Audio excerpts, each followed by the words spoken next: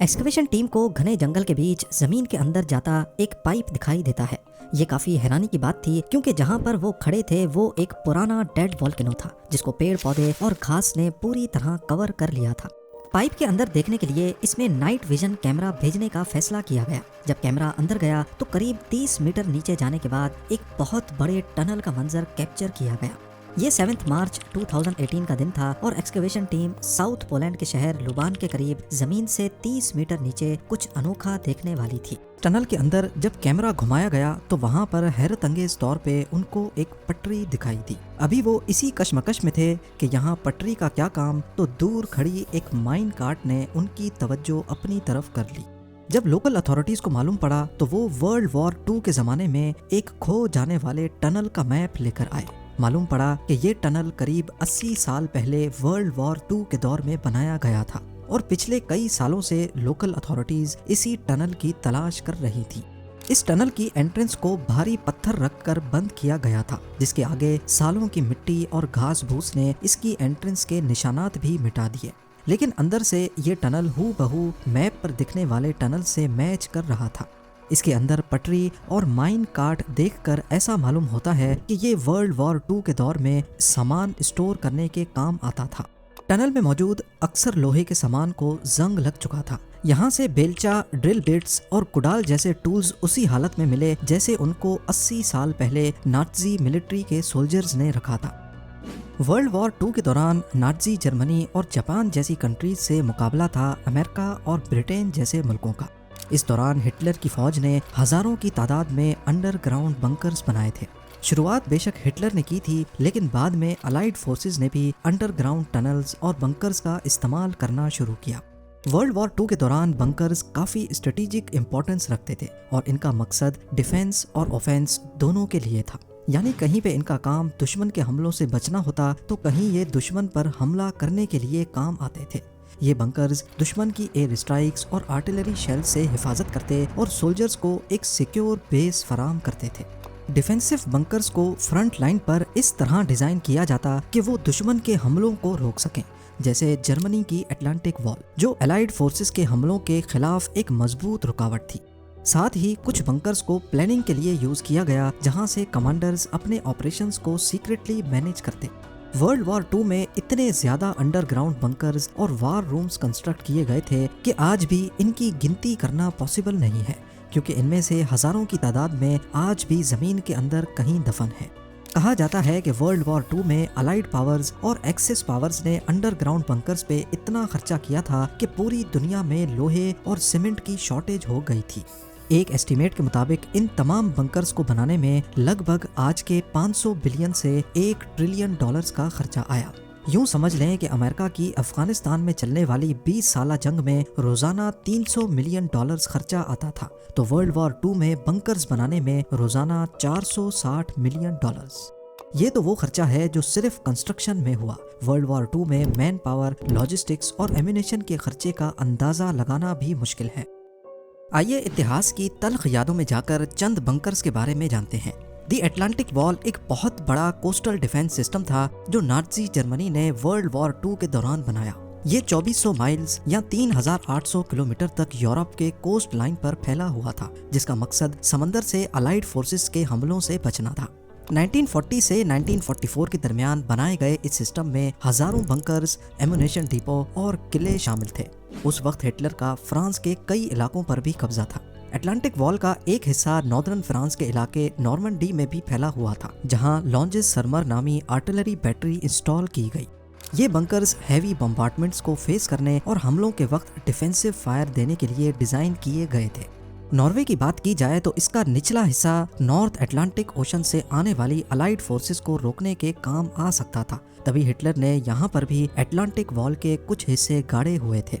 यहाँ पर Christian sand जैसे फोर्ट्रेसेस नेवल रूट्स को प्रोटेक्ट करते थे। इसके अलावा नेदरलैंड्स भी उस वक्त नाज़ी के कंट्रोल में था और यहाँ पर नॉर्थ अटलांटिक के कोस्ट पर हजारों सेफनियन नामी बंकर्स बनवाए गए थे।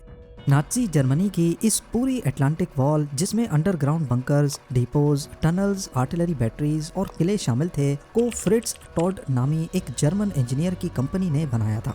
2,60,000 वर्कर्स, जिनमें ज्यादातर कैदी थे, उनसे ये तमाम स्ट्रक्चर्स सिर्फ 2 से 4 सालों के दरमियान जबरदस्ती बनवाए गए। आज भी अटलांटिक वॉल के कुछ पार्ट्स हिस्टोरिकल मॉन्यूमेंट्स के तौर पे मौजूद हैं, जो वर्ल्ड वॉर 2 की इंजीनियरिंग और उस पर होने वाले खर्चे का एहसास दिलाते हैं। जब हिटलर ने अटलांटिक वॉल बनाई तो उस वक्त अलाइड पावर्स के वहमो गुमान में भी नहीं था कि आगे चल के उनको कितनी मुश्किल का सामना करना पड़ेगा। फिर 1942 में एक वाकया हुआ जिसने अमेरिका और ब्रिटेन की आंखें खोल कर रख दी। कैनेडियन फोर्सेस जो अलाइड पावर्स का हिस्सा थीं, उन्होंने फ्रांस के इलाके डिएप पर एक हमले की प्लानिंग की, जिसको आज डिएप रेड के नाम से याद किया जाता है। इस हमले का मकसद हिटलर की बनाई गई अटलांटिक वॉल को समझना था कि आखिर वो काम कैसे करती है। इन मजबूत कंक्रीट बंकर्स ने अलाइड अटैक को बुरी तरह नाकाम बना दिया। अलाइड ट्रूप्स जो कोस्ट लाइन पर लैंड करने की कोशिश कर रहे थे, वो नाज़ी जर्मनी के पावरफुल क्रॉस फायर का शिकार बन गए। ये अलाइड फोर्सेस के लिए एक बहुत बड़ा झटका था, क्योंकि उनको अटलांटिक वॉल की मजबूती से इतनी तवक्को नहीं थी। इस मिशन में 6,000 अलाइड सोल्जर्स आए थे, जिसमें से 3600 या तो मारे गए या फिर नाज़ी के हाथों कैदी बन गए। डिएप रेड के बाद अलाइड फोर्सेस को समझ आ गया कि अगर उन्हें हिटलर की हुकूमत पर कामयाब हमला करना है तो उन्हें भी बंकर्स और डिफेंसिव सिस्टम की प्लानिंग में काफ़ी इन्वेस्टमेंट करनी होगी। लिहाजा यूनाइटेड किंगडम, फ्रांस और सोवियत यूनियन समेत कनाडा में भी बंकर्स और टनल्स की कंस्ट्रक्शन में खूब खर्चा किया गया। चर्चिल वॉर रूम्स एक अंडरग्राउंड कॉम्प्लेक्स था जो लंदन में बना था। ये वर्ल्ड वॉर 2 के दौरान British prime minister Winston Churchill का हेडक्वार्टर था। ये कॉम्प्लेक्स स्पेशली इसलिए डिजाइन किया गया था कि नाज़ी जर्मनी की एयर स्ट्राइक से महफूज रहा जा सके। फ्रांस की मैजिनो लाइन जो वर्ल्ड वॉर 1 के बाद बनाई गई थी, यहाँ भी नए अंडरग्राउंड बंकर्स और टनल्स बनाए गए। फ्रांस को यकीन था कि ये सिस्टम उनकी हिफाजत करेगा, लेकिन वर्ल्ड वॉर 2 में जर्मनी ने मैजिनो लाइन को साइड लाइन करते हुए बेल्जियम के रास्ते से फ्रांस पर कब्जा कर लिया। दुनिया के दूसरे कोने में जापान, जो वर्ल्ड वॉर 2 में हिटलर का साथ दे रहा था, वहां पर भी सैकड़ों अंडरग्राउंड बंकर्स खोदे गए। ईओ सीमा के अंडर एक पूरा नेटवर्क बनाया गया, जिसमें hidden artillery positions, storage rooms और लिविंग क्वार्टर्स शामिल थे। ये टनल्स अलाइड फोर्सेस के हमले के वक्त सरप्राइज अटैक्स के लिए यूज होते थे। ओकानावा के बंकर्स और टनल्स ज्यादा बड़े पैमाने पर और पेचीदा थे, जहां हजारों जापानीज सोल्जर्स डिफेंस और रेजिस्टेंस के लिए पोजीशन में रहते। ये डिफेंसिव सिस्टम अलाइड इन्वेजन्स को डिले करने और ज्यादा से ज्यादा को मौत के घाट उतारने के लिए डिजाइन किया गया था। वर्ल्ड वॉर 2 के दौरान तमाम कंट्रीज के बनाए जाने वाले बंकर्स की इंजीनियरिंग किसी चमत्कार से कम नहीं है। एक तो जंग का समा, ऊपर से हर चीज की शॉर्टेज, और इन सब चैलेंजेस के साथ साथ हर गुजरते लम्हे एयर स्ट्राइक का खतरा रहता। और तो और अंडरग्राउंड टनल्स की कंस्ट्रक्शन में वर्कर्स की दम घुटने से मौत भी हो जाती थी। लेकिन इन सब चैलेंजेस के बावजूद हजारों बंकर्स ना सिर्फ बनाए गए, बल्कि इनमें से काफी सारे तो आज तक जमीन के नीचे उसी हालत में छुपे हुए हैं, खास तौर पर जो एक्सेस पावर कंट्रीज में बनाए गए थे, क्योंकि वर्ल्ड वॉर 2 के बाद जब उनका राज वहां से खत्म हुआ, उस वक्त या तो वहां से सोल्जर्स बंकर की एंट्रेंस को बंद करके भाग गए या फिर उसी के अंदर मर गए। लिहाजा किसी को पता ही नहीं चला कि कौन सा बंकर किस लोकेशन पे बना था। एक तरीका था इन तमाम बंकर्स और टनल्स की लोकेशन पता लगाने का, और वो था हिटलर की गवर्नमेंट के पास मौजूद सीक्रेट डॉक्यूमेंट्स। लेकिन वो भी या तो जला दिए गए या फिर किसी ऐसी जगह छुपाए गए जिसका सिर्फ उसी को पता था जिसने ये छुपाए थे। और खास तौर पर इन बंकर्स को कैमोफ्लाज करके बनाया जाता, यानी नेचुरल टेरेन में इनको ऐसे बनाया जाता कि किसी को भी पता ना चले कि यहाँ मिलिट्री बंकर है। इसी वजह से जंग के बाद ये बंकर्स छुपे के छुपे ही रह गए। अंडरग्राउंड बंकर्स के लिए स्पेशल वेंटिलेशन सिस्टम्स बनाए गए जो ताज़ा हवा को बंकर के अंदर लेकर जाते और कार्बन डाइऑक्साइड को बाहर।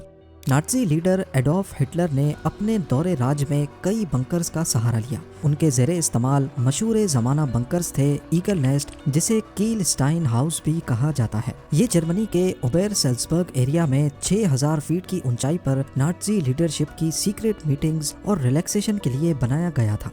कंक्रीट और ग्रेनाइट को इस्तेमाल करते हुए इसमें बॉम्ब प्रूफ जैसी खसूसियात रखी गई थी। हिटलर का दूसरा मशहूर बंकर बर्लिन में मौजूद फ्यूरर बंकर के नाम से मशहूर है। 1944 में बनाया जाने वाला ये बंकर सिर्फ बंकर नहीं था, बल्कि ये पूरा हेडक्वार्टर था। बंकर को इस तरह डिजाइन किया गया था कि वो अलाइड बॉम्बिंग्स और आर्टिलरी से महफूज रहे। यहाँ हिटलर ने अपने आखिरी दिन गुजारे और 30 अप्रैल 1945 को यहीं अपनी जिंदगी खत्म की। आज इस बंकर का कोई हिस्सा भी सरफेस पर नहीं दिखता, लेकिन ये जगह वर्ल्ड वॉर 2 की हिस्ट्री का एक डार्क चैप्टर रहा है। अब बात करते हैं हिटलर के एक ऐसे बंकर की जहां उन्होंने जंग के सबसे ज्यादा दिन गुजारे। ये वुल्फ्स लेयर नामी बंकर कम बल्कि कोई किला ज्यादा लगता है, जो नॉर्थ जर्मनी में मौजूद जंगल के बीच में मौजूद है। इसके अंदर हिटलर का बेडरूम और उसके चारों तरफ ऑफिसेज मौजूद थे। इसकी कंक्रीट की छत करीब 7 मीटर मोटी बनाई गई थी। एक बजरी की मोटी लेयर पूरे किले नुमा बंकर को एयर स्ट्राइक्स और बॉम्बिंग से महफूज बनाती थी। एक मोटी स्टील की चादर का दरवाजा जो केमिकल अटैक से भी बचाता था।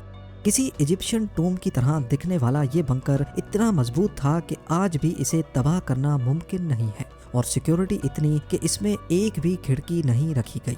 यहाँ एक खास वेंटिलेशन सिस्टम लगाया गया था जो ताज़ा हवा को पूरे बंकर के अंदर सर्कुलेट करता था। पर इतनी सिक्योरिटी के बावजूद भी इस बंकर को जंगल के लैंडस्केप में इनविजिबल किया गया था। इसकी छत पर मिट्टी डालकर इसके ऊपर वही पेड़ पौधे लगाए गए जो आसपास जंगल में मौजूद थे। इसकी वजह से ऊपर से जब कोई जहाज गुजरता तो उसे जर्रा बराबर भी नहीं शक होता कि यहाँ नीचे हिटलर का हेडक्वार्टर मौजूद है। अलाइड पावर्स यानी यूएसए, यूके, कनाडा और बाकी फोर्सेस ने नाज़ी जर्मनी के स्ट्रॉन्ग डिफेंसिव बंकर्स और अटलांटिक वॉल को तोड़ने के लिए सालों की प्लानिंग की।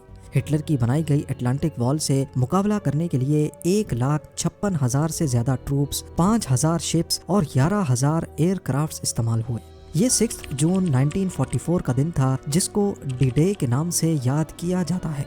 इस दिन जर्मनी ने अटलांटिक वॉल के बंकर्स और आर्टिलरी से अलाइड फोर्सेस का सामना किया, लेकिन उनकी प्लानिंग और रिसोर्सेज उतने इफेक्टिव नहीं रहे। अलाइड एयर स्ट्राइक्स और पैराट्रूपर्स ने जर्मन कम्युनिकेशन और डिफेंस का खूब मुकाबला किया।